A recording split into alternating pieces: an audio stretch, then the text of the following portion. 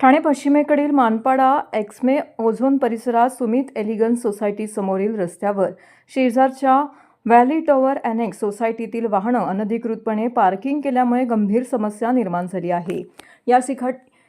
या ठिकाणी नो पार्किंगचा फलक असतानाही रस्त्याच्या दुतर्फा होत असलेल्या पार्किंग विरोधात आता सुमित सोसायटीतील रहिवाशांनी आक्रमक भूमिका घेतली आहे। मानपाडा येथील एक्समे ओझोन भागात सुमित एलिगन्स सोसायटी असून या सोसायटीमध्ये 72 कुटुंबे वास्तव्य करतात। सोसायटीत मराठीसह विविध भाषिक रहिवासी असून यातील अनेक ज्येष्ठ नागरिक आहेत।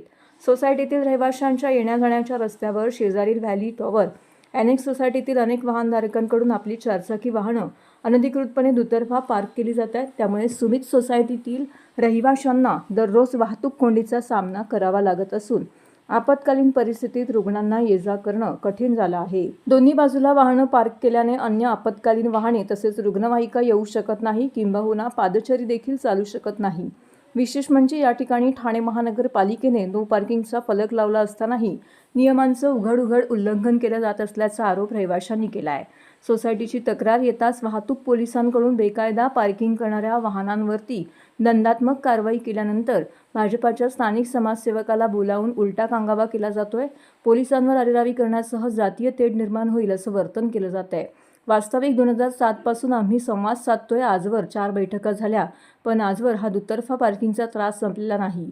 यामुळे नाहक 2 सोसायटीत वाद उफाळल्याचं सुमित सोसायटीतील ज्येष्ठांनी सांगितलं आहे। आमची तक्रार एवढीच आहे की आमच्या सोसायटीच्या ज्या गाड्या येत आहेत त्या गाड्यांना प्रॉपरली येता येत नाही, कारण व्हॅली टॉवर एनेक्सच्या गाड्या या दोन्ही साईडला पार्किंग केल्या जातात। त्यामुळे आमच्या गाड्या उद्या इमर्जन्सी काय झाली आमच्या बिल्डिंगमध्ये तर फायर ब्रिगेड नंतर ॲम्ब्युलन्स या गाड्याला त्रास होतोय।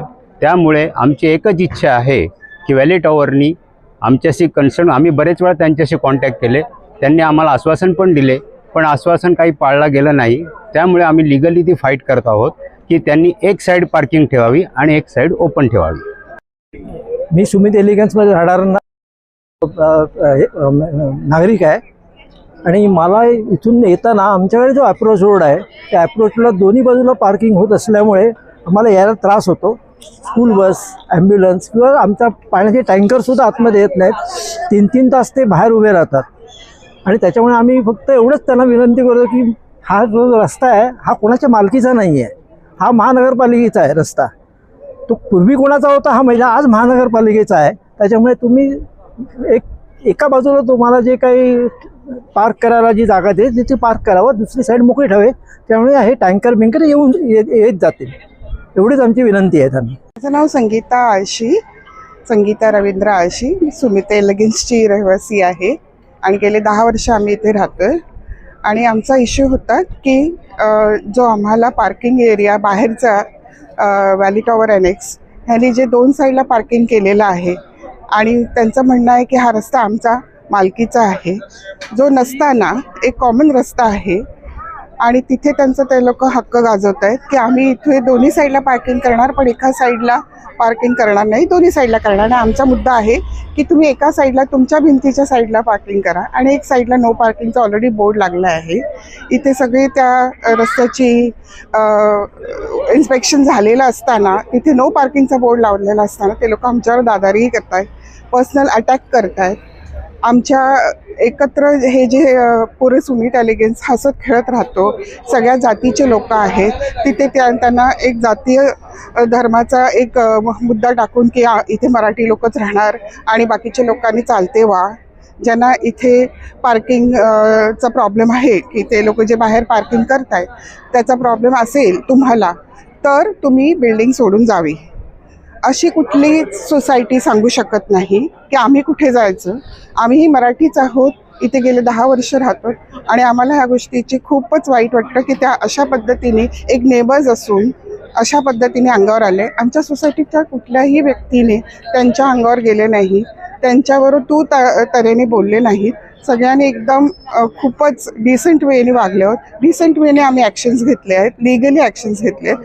आणि ह्यावर ते लोक सांगतायत की ॲम्ब्युलन्स जर येत असेल तर तुम्ही आम्हाला पहिले कळवा, आम्ही आमची गाडी हलवू आणि मग ती ॲम्ब्युलन्स जाईल. म्हणजे तोपर्यंत एखाद्या माणसाची काय परिस्थिती होईल हे तुम्ही जाणून घेऊ शकता. तसंच एक वृद्ध बाई जी आमच्या सोसायटीमध्ये आजारी होती, ती ॲम्ब्युलन्समधून आणली गेली होती आणि तिची ॲम्ब्युलन्स तिथे 10 मिनटं बाहेर थांबवली गेली. ओके, एक 10 मिनटाच्या अंतरावर बाहेर थांबवली गेली आणि त्यामुळे ती ॲम्ब्युलन्स आतमध्ये येऊ शकली नाही. आणि ते म्हणतात की तशा वेळी जर तुम्हाला कधी ॲम्ब्युलन्स किंवा फायर ब्रिगेड आणायची असेल आतमध्ये तर तुम्ही आम्हाला कळवा, आम्ही आमच्या गाड्या बाजूला करू, मग ती जाईल. हा कुठला मुद्दा आला किंवा हे कुठलं सोल्युशन नाही आहे. So we want solution for it and we want our justice. आणि आम्हाला ही भीती वाटते की ते आम्हाला टार्गेट करतात, येता जाता धमकवतात, शिव्यागाळ करतात, थांबवतात, आमच्या गाड्यांना येऊ जाऊ देत नाही. हे योग्य नाही.